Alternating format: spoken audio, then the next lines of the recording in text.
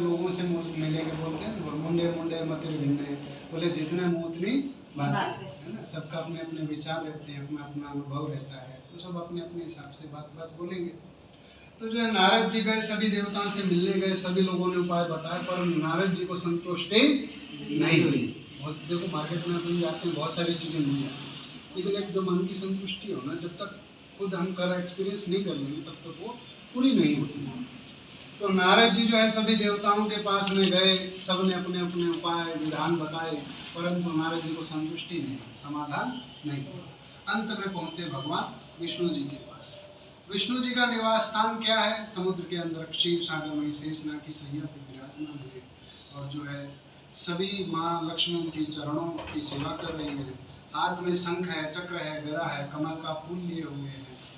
तो बड़ा सुंदर स्वरूप है भगवान का। नारद जी ने दर्शन किया, उनकी स्तुति प्रशंसा करने लगे, बोले भगवान आप बहुत शक्तिशाली हैं, क्षण भर में पूरे संसार के दुख दूर कर सकते हैं, ये है वो है, बहुत सारी बड़ाई करी। नारद जी की बातें सुन करके भगवान विष्णु की निद्रा भंग हुई। नारद जी का स्वभाव भी, नेचर भी ऐसा था, बड़ा डिप्लोमेटिक था, कई बार इधर की उधर बहुत करते थे, तो स्वभाव ऐसा था। तो ऐसे आदमी से पहले हम क्या बताएं, ऐसे इधर पधारे कैसे? तो नारद जी से पूछा, बोले महाराज जी यहाँ कैसे आना हुआ? नारद जी कहते, बोले भगवान लोक कल्याण के लिए आपके पास आए, जिससे लोगों का कल्याण हो सके, लोगों की भलाई हो सके, तो कोई सरल मार्ग बताइए, बड़े बड़े विधि विधान है, सब लोग कर नहीं पा रहे हैं, छोटा उपाय बताओ। तो बोले एक समय योगीराज नारद जी के द्वारा सुना हुआ जो भगवान विष्णु कहते हैं, कलयुग में जो मनुष्य भगवान सत्य देव का पूजन करेगा, निश्चित रूप से उसकी मनोकामना पूर्ण हो जाए। बोले प्रभु उपाय बता दिया, लेकिन करना कैसे है, इसका विधि विधान क्या है, क्या चढ़ाएं क्या नहीं चढ़ाएं? बोले दूध दही से बना पंचामृत चढ़ाओ, आटे से बना प्रसाद का नैवेद्य का भोग लगाओ, केले के पत्तों से मंडप बनाओ, ध्यान से कथा को सुनो, भगवान की प्रतिमा की स्थापना करो, मनोभाव से भगवान की पूजा करो। बोले ध्यान से कथा का श्रवण करना चाहिए। बोले मुहूर्त का ऐसा है, वैसे तो सत्यनारायण पूजा के लिए किसी मुहूर्त की आवश्यकता नहीं होती है, परंतु हम लोग सूतक पातक में पूजा पाठ नहीं करते, तो इसलिए शुभ समय देख करके भगवान सत्यदेव की पूजा आधी रात में भी करी जा सकती है। और तीसरा नियम ये, ध्यान से कथा को सुनना चाहिए। सुनना बहुत जरूरी है, सुनेंगे नहीं तो समझ में नहीं आएगा। तो जो बोले इससे छोटा और मोक्ष का सरल उपाय दूसरा कलयुग में कोई भी नहीं। बोले सत्यनारायण भगवान की जय, बोले वृंदावन बिहारी लाल की जय। सूत जी महाराज भी कहते हैं, बोले जी आपको दूसरा अध्याय सुनो। काशी जी सभी लोग जानते हैं, काशीपुरी नगरी भगवान शंकर की नगरी है। तो वहाँ पे एक ब्राह्मण रहते हैं, आय का कोई साधन, बोले बिना आय के बहुत परेशानी, धन बहुत है उसकी, है ना। कहने को कोई कुछ भी कहते हैं, पर जरूरी बहुत है। तो हाँ, तो ब्राह्मण जो बहुत परेशान, आय का कोई साधन नहीं था, बोले क्या करें, बहुत दुखी। तो भिक्षा मांग करके परिवार का पालन पोषण करते थे। भगवान ने देखा, बोले ब्राह्मण बहुत दुखी है, साधु का भेष बनाए, पास में पहुंच गए। बोले महाराज अपने दुख का कारण बताओ। ब्राह्मण ने कहा, बोले महाराज टका धर्मश टका कर्मस, टका धर्मश टका कर्मस, यस्य गृह टका नस्ते तस्य गृह टका आयते। बोले जहाँ पे है ना धर्म करोगे तो भी आपको धन की आवश्यकता पड़ेगी। मान लो किसी को अपने भंडारा ही करना है, वैसे कीर्तन करना है, पैसे लगेंगे। तो हर चीज में बोले व्यापार करना है तो भी पैसे लगेंगे। बोले धन की जरूरत है, इसलिए सिर्फ नारायण को नहीं पूछते हम, लक्ष्मी नारायण को पूछते हैं। लक्ष्मी के बिना विष्णु जी की वैल्यू नहीं है, जीरो है। तो एक बार जो है आप लोगों ने कथा शायद पहले सुनी भी होगी, विष्णु भगवान बोले मेरे जो भक्त हैं बहुत अनन्य भक्त हैं, जिससे हम लोग हरे कृष्णा बहुत करते हैं, सॉरी माइंड मत करना बहुत करते हैं। बोले हरे कृष्णा की जो नहीं, राधा किधर जाएगी, बराबर है, सिर्फ कृष्ण का ही भजन करेंगे, बहुत अच्छी बात है। पर जब तक स्त्री नहीं आती ना, आप देखो जब तक इंसान की शादी नहीं होती तब तक उसकी कोई वैल्यू नहीं होती और कोई गारंटी नहीं होती। करते भरोसा करते क्या नहीं करते। रीजन है कि लक्ष्मी के साथ विष्णु जी की पूजा होती बहुत जरूरी है। तो क्या है, बहुत भगवान ने कहा, बोले मेरे अनन्य भक्त हैं, बहुत सारे भक्त हैं। लक्ष्मी जी ने कहा नहीं, मेरे बिना नहीं। बोले नहीं, चलो आजमा के देखते हैं। तो एक सेठ जी के पास पहुंच गए। तो सेठ जी का नियम था, डेली एक नए अतिथि को जो भी नगर में आता था उसको भोजन कराता था। नया व्यक्ति जो भी अतिथि आता था, नियम था उनका डेली। तो जो महात्मा जी पहुंच गए, महात्मा जी को बढ़िया पूजा पाठ भी बहुत करते थे।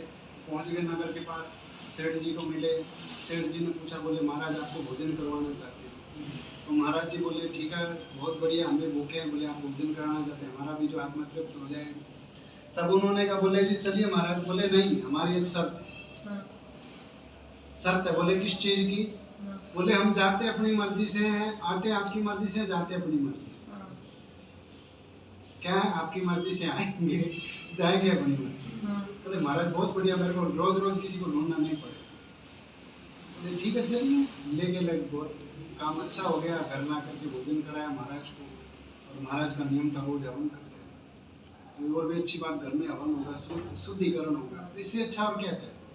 तो रोज करने लगे। अब देखिए, पूजा पाठ करेंगे, हवन करेंगे, रोज सामग्री भी आएगी, भोजन होगा। तो महाराज आए हैं, बड़े महाराज, तो कुछ न कुछ नया नया व्यंजन भी बनेगा। तो रोज तो भोग करना पॉसिबल नहीं है, रोज खीर कैसे बनाएंगे। तो जो है ऐसे धीरे धीरे धीरे दिन समय बीतता गया, खर्चे भी बढ़ने लगे और ज्यादा। तब वो बहुत परेशान थे। बैठो। तो जो है वो उनको बिठाया। बोले रोज उनका हवन चलता, बहुत पूजा पाठ करते, भोजन भी करते। धीरे धीरे घर में दिक्कत आने लगती। भगवान एक बार परीक्षा जरूर लेते हैं। और परीक्षा भक्त की तो सबसे ज्यादा बोलते हैं ना, पूजा पाठ कर रहे हैं तभी सबसे ज्यादा दुखी है ना, बोलते हैं ना। तो बोले क्या, महाराज वो बहुत पूजा पाठ करते थे, महाराज जी घर में हवन भी करते थे, फिर भी परेशानियां कम नहीं हो रही हैं। तो जो सेठ जी तो परेशान हो गए। घर धीरे धीरे घर का धन भी था, वो भी खत्म होने लग गया। बोले नौबत घर के बर्तन बेचने तक की आई। तो सेठ जी बहुत परेशान। बोले क्या करें। बोले महाराज से सारे यज्ञ करवा लिए, सारे हवन पूजा पाठ करा लिए, दिक्कतें ज्यादा हो रही है जब से महाराज जी घर में। तो फिर अभी विष्णु जी का तो हो गया, अब लक्ष्मी जी का आगमन। बोले महाराज प्रभु अभी हम पधार रहे हैं। तो माता जी भी साथ में बन के आई। बोले कोई भोजन कराएगा उसको डबल फायदा होगा। ऑफर रख देते ना सेल में। बोले आप 100 रुपए की चीज लीजिए, एक दूसरा आइटम उसके साथ फ्री मिलेगा। तो उन्होंने ऑफर रख दिया। बोले जो भोजन कराएगा उसको डबल फायदा होगा। बहुत बढ़िया, इससे अच्छा क्या मिलेगा। डबल टी शर्ट खरीद के लाते हैं ना। तो वो लेके आए उनको। बोले माता जी आप हमारे घर पे पधारिए।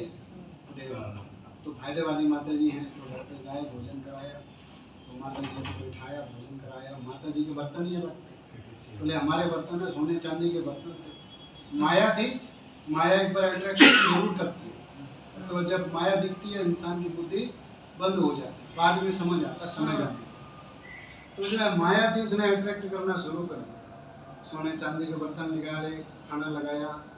जो है बर्तन भोजन होने के बाद बोले धोने की तैयारी। बोले माता जी बर्तन ले जाते। बोले ना ना ना, एक बार जिसने भोजन कर लिया उसको दोबारा बर्तन यूज नहीं करते हैं, उसको फेंक देते। बोले माता जी फेंके क्यों, सोने के बर्तन है। घर रखा तो सोने चांदी के बर्तन जो है सेठ जी ने घर में रखे। सेठ जी भी अब तो नाश्ते का प्रबंध भी हो गया। पहले सिर्फ खाने का भोजन का था, अब डबल नाश्ता हो गया। एक तो सुबह 8 बजे का, फिर दोपहर के बाद 4 बजे का। दोपहर का भोजन हो गया 12 से 2 के बीच में। शाम को 4 बजे का नाश्ता हो गया। फिर रात में 8 से 9 के बीच में भोजन की व्यवस्था। डबल 4 बार जो है 4 शिफ्ट हो गई, बर्तन हो गई। बर्तन भी बढ़ते गए। इस तरह समय बीतता गया। धीरे धीरे सेठ जी भी वापस जैसे पहले जैसी समृद्धि थी वो भी वापस आने लगी। अब सेठ जी बड़े खुश, प्रसन्न। बोले माता जी को बुला के बहुत खुश। अब जो है महाराज जो थे पहले आए थे, वो हवन करते थे, हवन से धुआं भी होता था। तो लक्ष्मी जी ने कहा, बोले क्या किसको बिठा के रखा है आपको, पूरा घर खड़ा कर दिया है ना। और पूरे मेरे को बाहर, उल्टा मेरे को बाहर बिठा के रखा है आपने। बोले माता जी 2 मिनट लो। महाराज जी को बोले महाराज जी प्रस्थान करिए। बोले नहीं आपको पहले बोला था। बोले आएंगे आपकी मर्जी से, जाएंगे अपनी मर्जी से। बोले मर्जी ये बताओ महाराज। तो महाराज इसका जो भी जोड़ी झंडा था उठा के बाहर रख दिया। तो माता जी को अंदर बैठा दिया। तो महाराज बोल रहे आप तो हमारी जो है तिरस्कार कर रहे, अपमान कर रहे। महाराज ऐसा ही है। बोले आप आ रहे थे तो दरिद्रता आ रही थी, माता जी आई हैं तो देखो सब लक्ष्मी लक्ष्मी हो गई। तो चमत्कार तो ऐसा होना चाहिए। ये होता है ना, बोले फायदा दिखेगा तो हम लोग उसको पूजेंगे, नहीं दिखेगा तो दूरी बनाएंगे।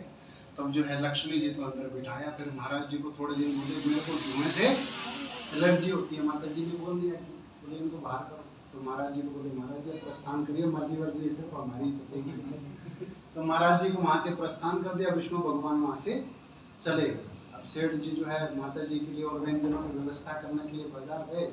आने के बाद देखा माता जी भी वहाँ से प्रस्थान कर चुके। तो इतनी कथा, पूरा ये जो डेमो देने का मतलब ये था कि सिर्फ विष्णु भगवान की पूजा करने से क्या होता है, परीक्षाएं ज़्यादा होती हैं। साथ में हम बोलते हैं लक्ष्मी नारायण की पूजा। भगवान की कृष्ण लीला आपने सुनी है, सब जितना भी उन्होंने भी लड़ाई करी थी, मर्यादा होती, जब तक लक्ष्मी जी साथ में थी, लक्ष्मी आई तो सीधा द्वारकाधीश बन गए। सुनिए ना कथा। हाँ, तो बहुत कितनी दिक्कतें आई थी, लड़ाई भी हुई थी, दरिद्रता भी आई थी, सारी चीजें आई थी। और जब रुक्मिणी जी मिली तो सीधा राजा बन गए।